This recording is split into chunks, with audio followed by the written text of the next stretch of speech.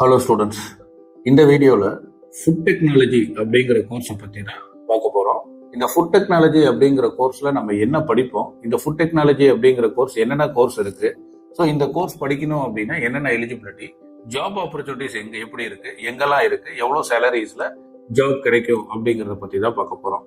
So first இந்த food டெக்னாலஜியை எதை பற்றி படிப்போம் அப்படின்னா food preparing and food processing அப்படின்னு சொல்லுவாங்க. ஒரு ஃபுட்டை எப்படி ப்ரிப்பேர் பண்ணுறது, அந்த ப்ரிப்பேர் பண்ண ஃபுட்டை எப்படி ப்ராசஸ் பண்ணுறது அப்படிங்கிறத பற்றி தான் அதிகமாக பார்க்க போகிறது இந்த ஃபுட் டெக்னாலஜி அப்படிங்கிற கோர்ஸில் பார்ப்பாங்க.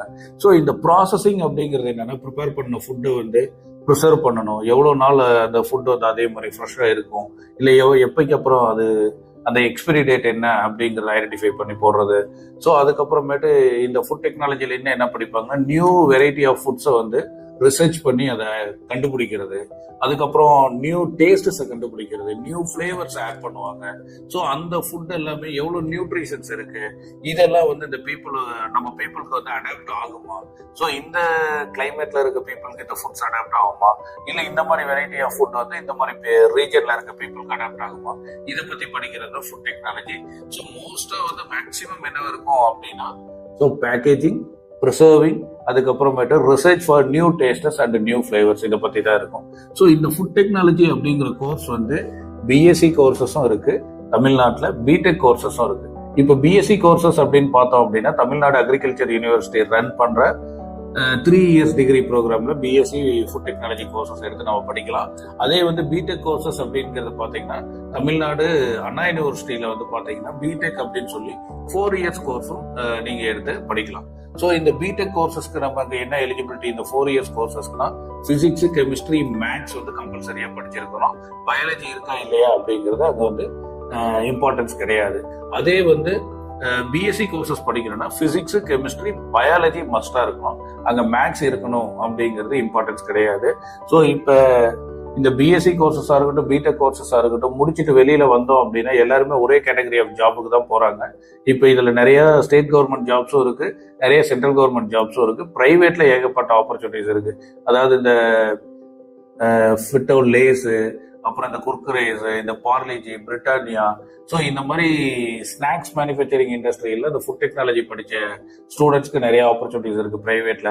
அங்கே என்ன மாதிரி ஜாப் இருக்குன்னா, பேக்கேஜிங் ஆஃபீஸராக இருப்பாங்க, இல்லை ப்ரிசர்வேஷன் டீமில் இருப்பாங்க, இல்லைன்னா R&Dல இருப்பாங்க.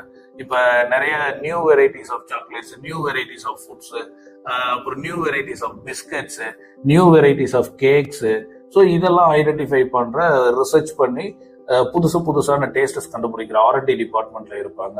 அப்புறம் இந்த ஃபுட் டெக்னாலஜி படிச்ச ஸ்டூடெண்ட்ஸுக்கு ஸ்டேட் கவர்மெண்ட்லயும் நிறைய ஆப்பர்ச்சுனிட்டிஸ் இருக்கு. இந்த ஃபுட் சேஃப்டி ஆஃபீஸர் அப்படிங்கிற போஸ்டிங் போகலாம், இல்லைன்னாட்டி ஃபுட் இன்ஸ்பெக்டரா போகலாம். அப்புறம் சென்ட்ரல் கவர்மெண்ட்ல பாத்தீங்க அப்படின்னா ஃபுட் சேஃப்டி ஆஃபீஸர் அப்படிங்கிற போஸ்ட் அங்கேயும் இருக்கு. அது இல்லாத ஃபுட் கார்பரேஷன் ஆஃப் இந்தியாவிலையும் அங்க ஆப்பர்ச்சுனிட்டிஸ் இருக்கு. இது இல்லாத பிரைவேட் செக்டர்ஸ்ல நிறைய பெரிய பெரிய ரெஸ்டாரண்ட்ஸ்ல இந்த ஃபுட் டெக்னாலஜி முடிச்ச ஸ்டூடெண்ட்ஸ்க்கு நிறைய ஆப்பர்ச்சுனிட்டிஸ் கொடுக்குறாங்க. சேலரி வைஸ் அப்படின்னு பார்த்தோன்னா, நீங்க பிஎஸ்சி ஃபுட் டெக்னாலஜி முடிச்சுட்டு நம்ம டைரக்டா ஒரு ஜாபுக்கு போனோம்னா you will get around 8,000 to 10,000 as starting சேலரியா இருக்கும். அதே பிடெக் ஃபுட் டெக்னாலஜி முடிச்சுட்டு நீங்க ஜாபுக்கு போகும்போது, ஒரு ஃப்ரெஷரா இருக்கும்போது you will get around 15,000 to 20,000 as a starting salary. ஆனா வேகன்சிஸ் இருக்கா அப்படின்னா எக்கச்சக்கமான வேகன்சிஸ் இருக்கு, lots and lots of vacancies. இன்னைக்கு ஒரு 10 இயர்ஸ்க்கு முன்னாடி எல்லாம் பார்த்தோம் அப்படின்னா, ஒரு நார்மல் மிடில் கிளாஸ் இல்ல ஒரு லோயர் மிடில் கிளாஸ்ல இருக்க ஃபேமிலிஸ் ரெஸ்டாரண்ட்ஸ்ல சாப்பிடுறது அப்படிங்கிறது ரொம்ப ரேரு. ஆனா இந்த காலகட்டத்துல பார்த்தோம் அப்படின்னா மினிமம் மந்த்லி ஒன்ஸ், அப்புறம் ஒரு சில ஃபேமிலிஸ்ல மினிமம் வீக்லி ஒன்ஸ் பாத்தீங்கன்னா அவங்க ரெஸ்டாரண்ட்ஸ்ல new varieties of foods, new டேஸ்டையும் டேஸ்ட் பண்ணி பார்க்கணும் அப்படின்னு சொல்லி நிறைய வெளியில வராங்க. ஸோ ரெஸ்டாரண்ட் இண்டஸ்ட்ரி, அதாவது ஃபுட் இண்டஸ்ட்ரி டெவலப் ஆகிட்டே இருக்கு. அதே இல்லாத டெவலப் ஆகிட்டே இருக்கிறதுனால நமக்கு ஆப்பர்ச்சுனிட்டிஸ் ரொம்ப ரொம்ப ரொம்ப ரொம்ப ஜாஸ்தியா இருக்கு. ஓகேங்களா?